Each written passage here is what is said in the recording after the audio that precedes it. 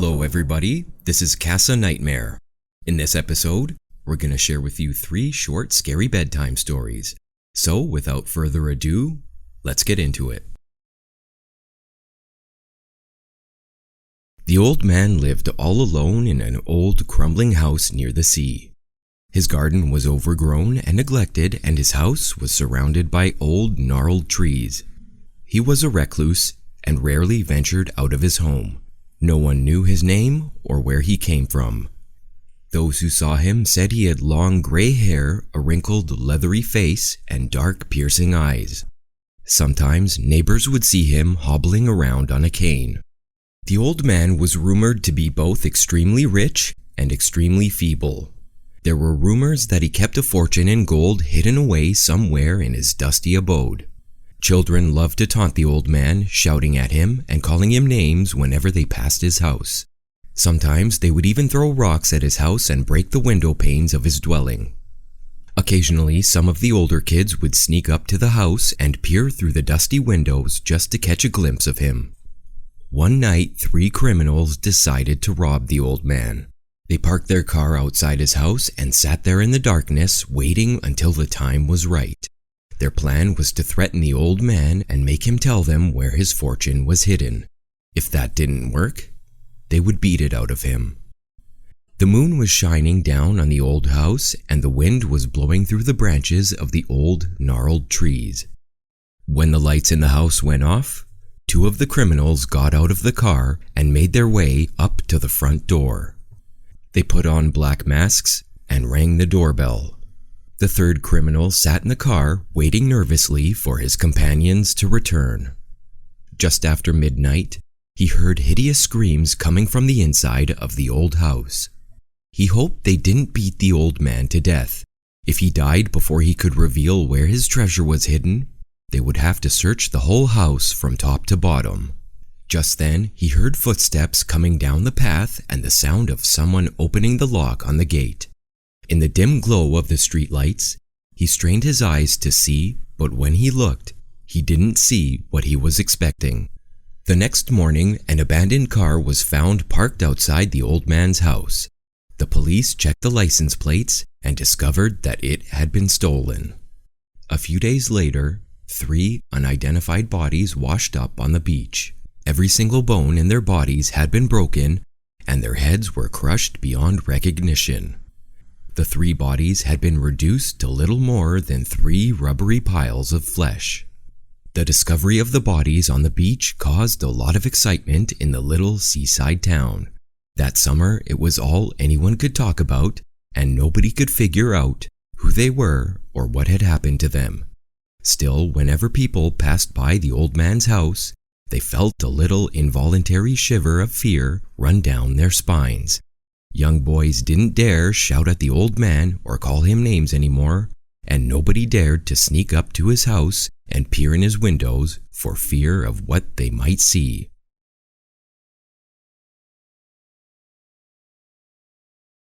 There were 2 young men who were university students in Chicago. For spring break, they arranged to visit some friends in another city.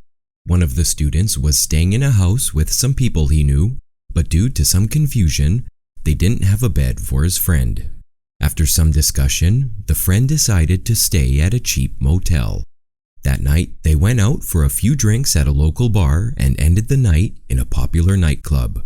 It was almost 4 a.m. by the time they decided to call it a night. The first guy said goodbye to his friend and walked back to the house where he was staying. That night, as he lay in bed, the student had a horrible nightmare. In the dream, he could see his friend at the motel crying out for help. He was being chased by a fat, bald man who was brandishing a knife. The student watched in horror as his friend was cornered by the man and viciously stabbed to death. The dream was so horrifying and realistic that the student woke up in a cold sweat. He lay in the darkness, trying to catch his breath, attempting to convince himself that it was just his imagination. After calming himself down, he managed to fall asleep again. However, this time he had another dream in which he saw the same fat, bald man dragging his friend's body out into a parking lot. As he watched, The man threw the corpse into the back of a white pickup truck and covered it with dirt and clay. Again, the student woke up in a cold sweat. His heart was beating fast, and he decided that he had to check on his friend. He got dressed and made his way to the cheap motel. Upon arriving at his friend's room, he found the door unlocked. The room was empty, and his friend was nowhere to be found. The student grew suspicious and called the police. When they arrived, he begged them to investigate his friend's disappearance. The police knocked on the door of the motel's office, and a fat, bald man emerged. The same fat, bald man the student had seen in his nightmares. The frantic student ran into the parking lot and stopped in his tracks. The only vehicle parked in the lot was a white pickup truck with a pile of clay in the back. The student dug through the clay and unearthed the bloody body of his friend. When the police saw the dead body buried in the back of the truck, they immediately arrested the motel owner and charged him with murder.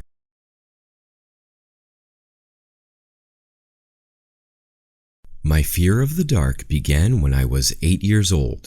My parents moved me into my own bedroom, a small and narrow room at the back of the house, just large enough for a bunk bed and a chest of drawers. It had only one window which looked out onto the back garden and didn't let in much light. From the very first night, I remember experiencing a strange feeling of unease. As I lay on the top bunk trying to fall asleep, I thought I heard a noise. I couldn't be sure, but it seemed to be coming from the bottom bunk. The room was pitch black, and the curtains on the window let in just enough light to make out vague shapes in the dark. The bottom bunk was empty, but when I peered over the edge of my bed, I could swear I saw something out of the corner of my eye. Something suddenly withdrawing out of sight into the bottom bunk.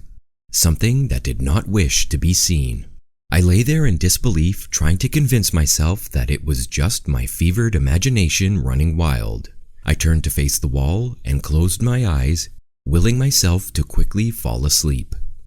The rustling noise beneath me steadily increased until I couldn't ignore it anymore. Whatever was lurking in the bottom bunk began to toss and turn violently. Fear gripped my heart, and I had a terrible sinking feeling in the pit of my stomach. My pulse was racing, and I broke out into a cold sweat. I could hear the sheets thrashing back and forth below. Suddenly, the bunk bed began to shake violently, clattering against the wall. The bedsheets below me were still twisting and turning. I was too afraid to get out of bed in case the thing in the bottom bunk reached out and grabbed me. I imagined it pulling me by the ankle and dragging me off into the darkness. I was trapped in the top bunk like a cornered rat, unable to flee. I clutched my blanket and waited. The door finally burst open and my mother came in. Tears were streaming down my face. She lay down in the empty bunk and promised to stay there until morning. Eventually, I was able to fall asleep. The next day, as I played in the backyard, I kept glancing up at my bedroom window. Each time, a chill ran down my spine and my hair stood on end. I felt like something was lurking in that room, watching me play and waiting for night to fall so it could be alone with me again. I tried to tell my parents about it, but they wouldn't listen to me. They just dismissed my claims as childish fears of the dark, and when night arrived, they ushered me upstairs and forced me to get into bed. "Go to sleep," said my mother. I didn't protest. It was no use. I resigned myself to my fate, climbed up to the top bunk, got under the covers, and waited. Lying there in the darkness, alone and frightened, I began to hear the quiet rustling of bedsheets and knew it was starting again. But this time, it was different. I heard the sound of slow, raspy breathing coming from the bottom bunk. The soft, labored wheezing made me shudder. Only a flimsy mattress separated me from whatever was lurking below. Lying there, paralyzed with fear, I just wanted the thing to leave me alone. Its labored breathing became louder and louder. Then suddenly, I felt something long and thin poking at the underside of my mattress. I screamed in horror, and the bunk bed began to shake violently. My mother came rushing in and calmed me down with a comforting hug. Eventually, my terror subsided, and with her standing guard, I was able to fall into an uneasy sleep. It was a difficult time for my family. My grandmother was sick, and my mother had to go and take care of her. When I found out that my mother would be away for the whole weekend, I flew into a panic. There would be nobody to protect me from the thing in the bottom bunk. On the day that my mother left, I rushed home after school and immediately stripped the bed sheets and mattress off the lower bunk and removed all the slats.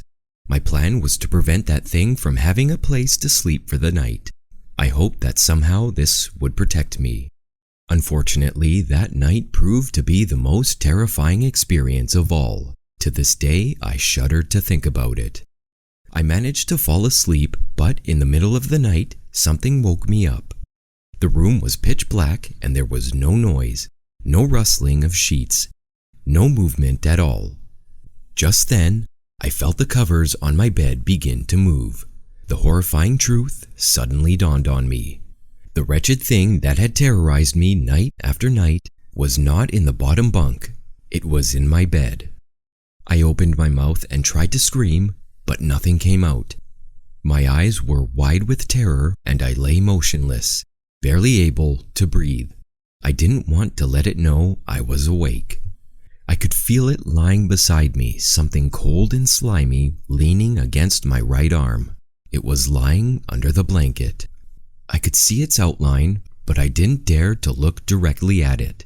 All of a sudden, it rolled over on top of me, and I felt its weight pressing down on me. I will never forget that awful feeling. Hours passed and I lay there motionless in the darkness, too frightened to move a muscle. I wanted to cry, but no tears would come out. Finally, I reached my breaking point and couldn't bear another moment. Ever so slowly, I tried to ease myself out from under it. Inch by painstaking inch, I shifted my weight, moving sideways. Just as I thought I was about to escape, it moved. Dear God, it moved. I felt a clammy hand reach across my chest and close around my throat. Its grip gradually tightened, and I felt it squeezing my neck. The horrid, slimy thing began writhing and contorting under the blanket. I could hear it wheezing, rasping, and coughing. I felt its breath against my face, foul and cold as ice. Finally, dawn began to break, and the first rays of sunshine were peeking through the curtains. I fought for dear life, but I was no match for it. Its scrawny fingers squeezed my neck, and I felt the life ebbing from me. I tried to scream, but the thing's grip was too tight. I was fighting to stay conscious when suddenly it released me and slowly withdrew, melting slowly into the wall.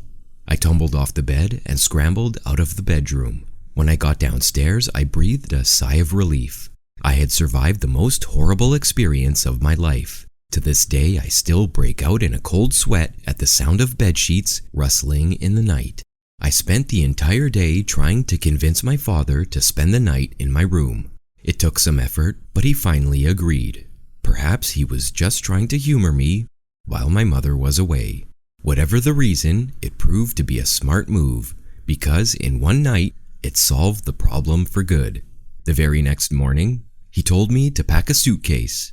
We were moving to a hotel.